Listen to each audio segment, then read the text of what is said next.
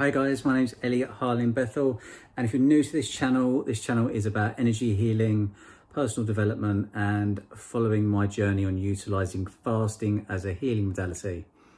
And today I wanted to talk to you guys about something I feel that is very beautiful and has been happening in the collective consciousness for the last few years, is that people have become very aware of the fact that the main media outlets in the world, TV, newspaper, radio, are actually owned by as little as 5 people. And what this has done in effect is it's given these 5 people such a huge amount of power, because whatever we see, whatever we read, whatever we think becomes our reality. So it gives a huge amount of power to these 5 people. But what is more powerful is where you choose to put your energy. And so many people I talk to now have completely stopped watching TV. They choose to watch things like Netflix or YouTube. So in effect, you're being very, very conscious about the energies that you're seeing and watching, as opposed to just watching TV channel, which all the programming, the television, or telling lies in vision, the programming that's being put on there is now, we've taken back the control of that from the people that own these media outlets. And now we can utilize it in ways where if you watch YouTube, you have certain people you subscribe to, you have certain energies and certain vibrations that you feel a match to.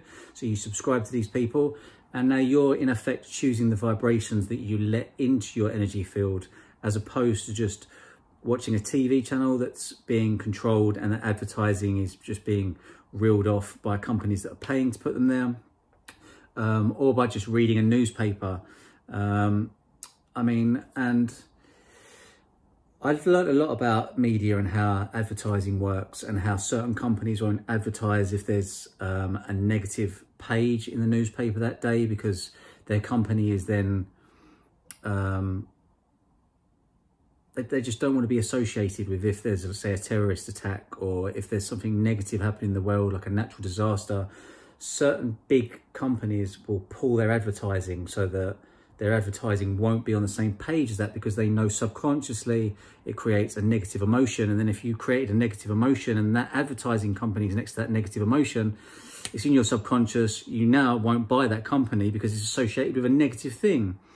Where if there's a very positive thing in the paper, that day, advertising companies will pay more to be put on that, because it creates an emotion of joy, and then that company bypasses the conscious mind in the subconscious mind with an emotion of joy. You've then seen that company, and now you want to be associated with that company, say Apple or a company like that. So advertisers are very, very clever these days, especially radio advertising. You've probably noticed the increase of advertising on the radio has gone up probably 60% on Capital Radio or Kiss 100 or some of these radio stations now. It seems like there's more advertising than music. And advertisers have become very aware of the fact that the majority of the time you're listening to the radio is spent in the car. Now, when you're in a car, your conscious mind is distracted because you're focused on driving the car. You're making sure you're not crashing into any traffic, that there's no one stepping out in the road in front of you. Now, your conscious mind is referred to as the gatekeeper. So your conscious mind stops certain things from entering your subconscious mind, because once something gets into your subconscious mind, it becomes a program, becomes a paradigm, and it becomes what you do, because we work from our subconscious minds 90 to 95% of the time. So advertisers have become very aware over the years that if you're driving your car, your subconscious is wide open, you're open to suggestions going straight in there. Before you know it, you're buying shit you don't need with money you don't have to impress people you don't even know on social media. That's a take from the film Fight Club, but I think it's very, very relevant to what I'm talking about here. So I don't listen to the radio at all, especially not if I'm driving, especially not if I'm doing something where my conscious mind is distracted. I don't watch mainstream TV, and I haven't done for over 3 years now. I've really taken my energy back from a lot of these things, and now I'm very conscious about where I choose to put my attention, because as Tony Robbins has said, wherever you put your attention, your energy flows. Wherever your energy flows, that creates your reality. So it's like taking a bucket, punching loads of holes in it, and then trying to fill it with water. If you're watching TV, your energy is pissing out all over the place. And then when your energy is pissing out all over the place, it's very difficult to create your reality on the things you want to create your reality from, because we have 60 to 80,000 thoughts per day. And this is where I became very aware that my addictions weren't addictions, that the only one thing I believe as a race we are addicted to is thinking. Because if you take a computer and you open up 5 tabs, 7 programs, and you run them all at the same time, that computer gets very, very slow, and eventually it will start to shut down. The human mind's very much like this. If you're watching TV, if you're listening to adverts and your conscious mind's distracted, it's like the zeros and ones that go into the computer to program a computer. It sets up the program which creates the paradigm. So fill the holes in the bucket. Stop watching TV. The reason I'm making this video today is because as from tomorrow morning, I'm taking a vow of silence for 7 days. And the reason I'm taking a vow of silence for 7 days is I've done a Vipassana for 3 days, which is where you meditate solid for 10 hours a day for 3 days. And a lot of friends recently have done 10 days ones. And I think I read on my timeline, a friend of mine recently done 3 10-day ones while it's out in India. Now, every morning when we wake up, we're resurrected. And when I say we're resurrected, well, what I mean by that is every single morning we wake up, we have a new point of attraction. Because in the period when you sleep, your energy vibrating at a certain frequency ceases to vibrate. So when you have a thought, you send out that thought vibration. Then when you talk, it's like you command that thing to come into reality. And then if you was to write it down, you start to objectify it. So by thinking it and then putting an emotion to it, put it into the subconscious and we draw that to us. It's like setting up a foundation for our reality to come into us. Putting it into our auric field. We all have a torus, an energy field that goes around us. The thoughts and the emotions that we put into go into this energy field. And when we send it out into an energy field, it's like a magnet that draws that towards us. So I've used the example before. If you get out of bed of a morning and you smash your foot and you say, oh shit, it's going to be one of those days. It will be one of those days because you've got up, you felt an emotion by hitting your foot. You've sent out the command and now you've drawn that towards you. So it's magic, it's spelling, it's creating thoughts of, pairing thoughts of emotion to create the foundation to then bring that to you. Whereas if you used to just change your perspective on that and say, oh shit, I've hit my foot. That's the worst thing that can happen today. It can only get better from here. You've had the emotion, you set the standard and you raised the bar. You've shut that timeline off. You've created a new timeline and now you're on a different path. So by doing a Vipassana or by taking a vow of silence for 7 days, what you do is you totally reset your point of attraction. So your energy vibrating at that frequency goes from its normal pattern. And if you want to see change, you have to do something different. Because if you just keep doing the same things over and over and over again, things are going to be the same over and over again. And I found a lot of different spiritual practices over the last 3 years that when I've incorporated them, it's almost like you have a shift and then you get new downloads and then you progress from there. And I'm being very much guided to try this 7 days without talking now, because I found it very, very powerful doing the meditation for 3 days, for 10 hours a day, in that I really noticed how if I'm having 60 to 80,000 thoughts a day and I'm the creator of my reality, by the time I've had my first thought when I wake up in the morning, by the time that's manifested, and it only manifests if I pair it with a decent emotion, by the time the first thought has been paired with an emotion and it's come into my reality, I've had 15,000 thoughts already probably, because I'm having 60 to 80,000 thoughts a day. I was never seeing the correlation of how that thought was manifesting into my reality, because my attention's so all over the place with TV, film, radio, people talking. It's like everything's a distraction for your energy. It's like keeping you in a loop of not seeing how you're creating things. But if you stop thinking and say in a 10-hour period, you only have 10 thoughts, and you do this for a concession of 3 days. Now, on top of that, I'm going to be doing 7 days without talking. So what I really noticed was when I did the no thinking, when I came back to thought again, after having, say, a 30-hour period without thinking, the first thought I had suddenly became into my reality, and I saw how that thought correlated with being manifested, and I saw the connection. Whereas when you're having 60 to 80,000 thoughts and you've got all the distractions and you're not feeling the emotions going into it, you never see that correlation. So by doing this week, I'm also fasting from food this week again. So by doing that, my energy will be very pure because I'm not putting any foreign energies into my mouth or into my energy system. And I'm not going to be talking. So my vibration is going to completely shift this week into something that it hasn't done before, because this is a new spiritual practice that I'm adding that I've never done before.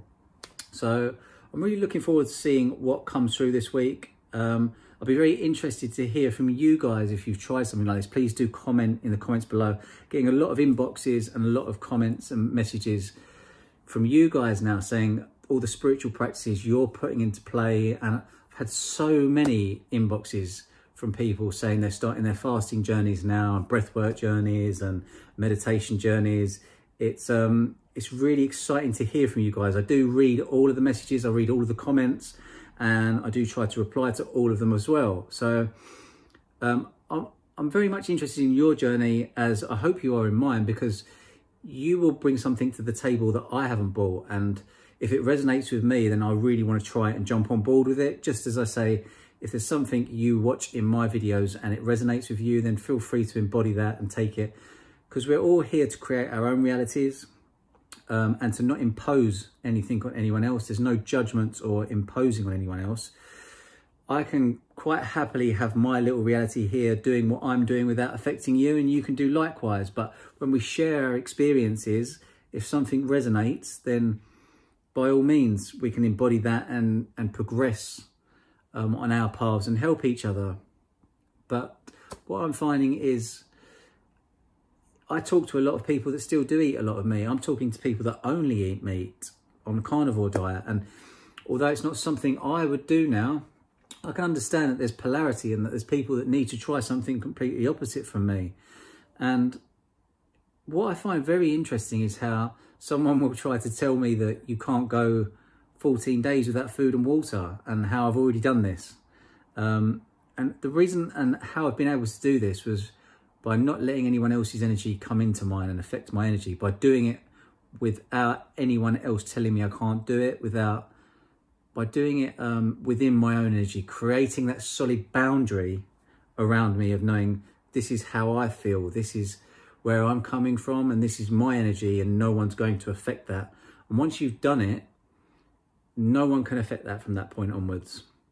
And I'm a big believer in that if somebody wants to eat meat, and they believe, and they put enough belief into that, that that's the right thing for them to do, then that becomes their reality. Because ultimately, belief is such a powerful thing. I feel, therefore I am. If you feel and you believe that something is right, your body and your cells listen to that, and you take on that form. Personally, for me, my experience has been when I was younger, I was very overweight and very uncomfortable within my skin when I was younger.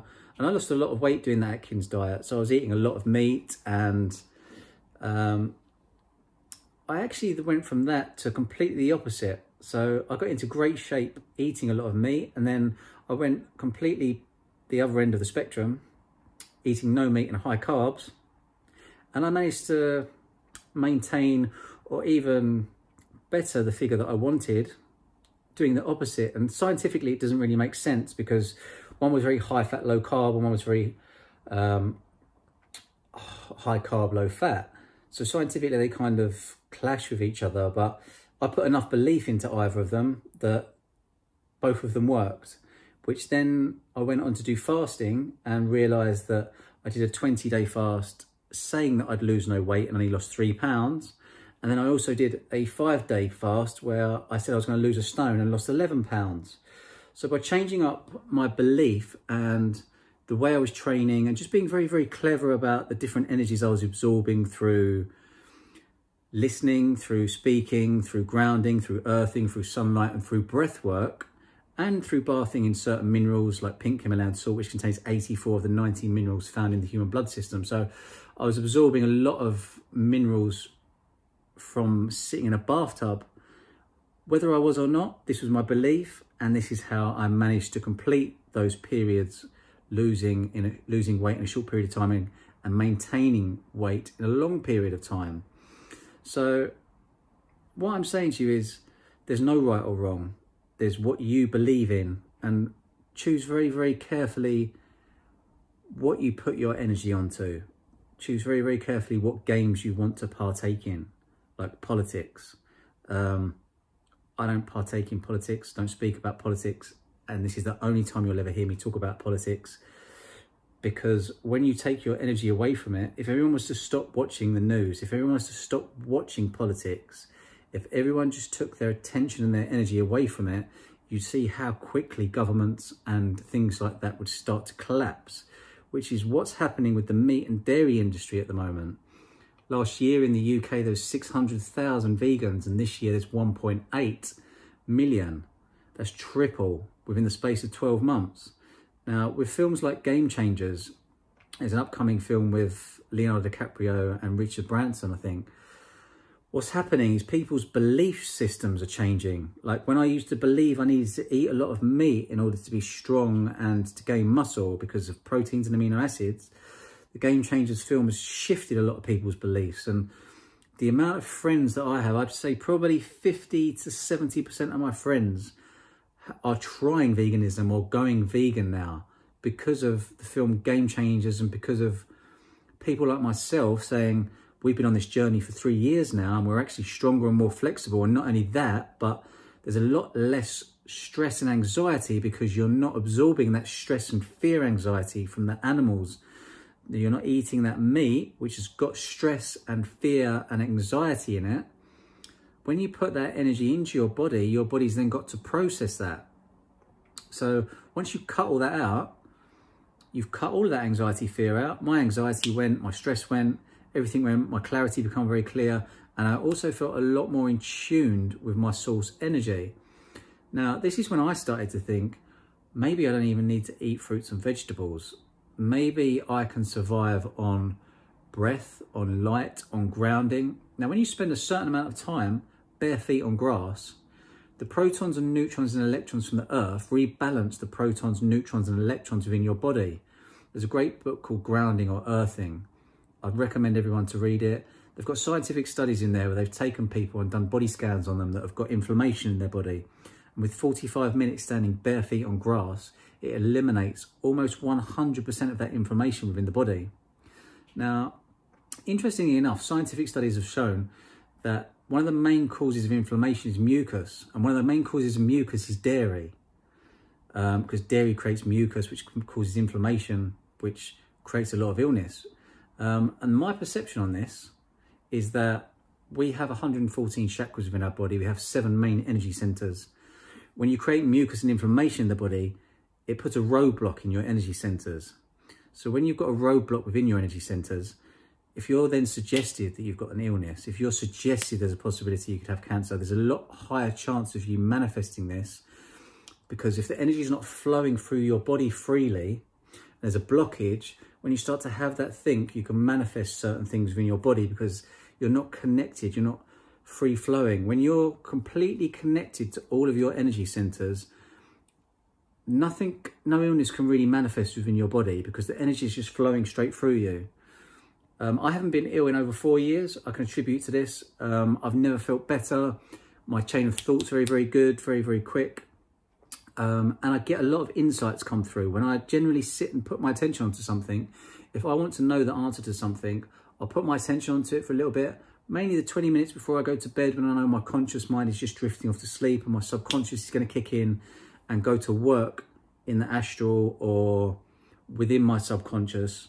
And then generally that goes into my energy field and the answer just comes to me, whether it comes to me through a book that I read or a conversation I have with someone. Everybody can be a messenger for you, because the word angel in Greek is angelos, and angelos translates back into English as messenger. So if you take a picture of your torus field, I'd say go on your computers, actually. Go on your computers and type in torus or human energy field. And you'll see an image come up, and it's going to be a circle above the head, a circle below the feet, and an energy field. Now, we've had these images ingrained into our subconscious throughout history without even realizing it. Pull up on your screen next to this a painting of an angel. Now, pair the two pictures together, because what you're going to find is an image of an angel with its wings and its halo above it is identical to a picture of the human energy field with a human there. So if you take the torus field and you take the halo out of the top of it, it looks like a human standing there with angel wings. If you take away the angel wings, it looks like a human standing there with a halo. So when you go to sleep, your conscious mind drifts off to sleep, your subconscious comes in, it puts it into your energy field, and then that draws it to you. It's law of attraction, it's karma, it's vibrational resonance. There's so many different ways to look at it, whether you want to look at it scientifically or spiritually. I'm a very big believer myself in that science and religion or science and spirituality are two sides of the same coin. That when someone is talking about an angel or a demon, it's a positive or negative energy, and it's just some people perceive it and humanize it. Some people scientifically will see or feel it as an energy. And you'll see my post on Instagram about the 9 clear senses. A lot of people have a few of these tuned in, a lot more than others. But what I try to get a lot of people I work with to do is to put their attention onto whatever clairs are not quite as predominant, because once you put your attention and your energy onto them, you start to build up strength in them, and then all of those 9 clear senses come back to you. So then on top of that, you have your 5 main senses: touch, taste, sound, smell, and sight. And then you've tuned in your clear senses. So we're all predominantly born psychic, and you bring those powers back into your energy field. You take your attention, and where we've kind of desensitized ourselves to these things over the years, you start to tune them in again. Yeah, so it's been quite a long video today. It's 22 minutes long so far. As I said, I'm going to be offline for the next 7 days doing my 7-day vow of silence, but I will be doing a video on Wednesday, which is going to be a little bit different from usual. With some of the people I work with, one of the healing modalities that I use is something called eye gazing, which I learnt in Ibiza a few years ago. It's when you sit opposite someone, your aura, your torus field, your energy field around your body, and their energy field around their body, when you draw 2 circles, like the flower of life, there becomes a vesica Pisces in the middle. So if someone's sitting here and I'm sitting here, there's their auric field, my auric field. In between, there's vesica Pisces. Now, this is a shared field of information. So you can tune into that person. And the way I show this to people is I get them to tune into me, and then I will create a feeling of joy within myself. Now, when I do that, I don't tell them I'm doing this. When I do that, I can see their face expressions change into a facial expression of joy. So you can see their eyes come up, their mouth comes up a little bit. And then when I ask them, why did you smile then? They feel, because they've tuned into my energy field. And you can do it vice versa. Now, by staring into someone's eyes for a long period of time, there's an energy exchange between the two of you. And you can really, really, really access and bring things to the top that you need to deal with and release. It's a very, very powerful healing modality. And although people generally at first are a little bit skeptical about it, every single person that I've ever worked with on an eye gazing capacity has then later gone on to try this with family members and other people because of the results they've had with it. So on Wednesday, I'm going to be doing probably a 5 to 7 minute energy exchange just through sitting here, staring into the camera, and I'll be sending out certain emotions and energies into the field for you guys to feel. It would be great to get some feedback on this, because it's going to be the first one that I'm going to be doing like this. But if you guys enjoy it, then I'm open to doing more energy exchanges like that. It's very similar to light language or codes, but it's just a different way of expressing that energy, and a different way for you guys to feel it. So it's the last week of February this week. I hope you've all had a really good start to 2020. It's a very exciting year for the human race this year. It's as you've seen, we've come on leaps and bounds so far in such a short period of time already, as mentioning with the veganism and so many other things we're waking up to at the moment. I'm looking forward to seeing the other things that I feel are going to happen energetically this year, and also looking forward to 2022. I thought that's going to be a very, very very powerful year. So I hope you've all enjoyed this video. Again, it's been quite a long one, and I won't see you guys until Wednesday, and I'll be speaking to you guys again next Sunday. Thanks for watching. Hope you've enjoyed this. Love you all. See you soon.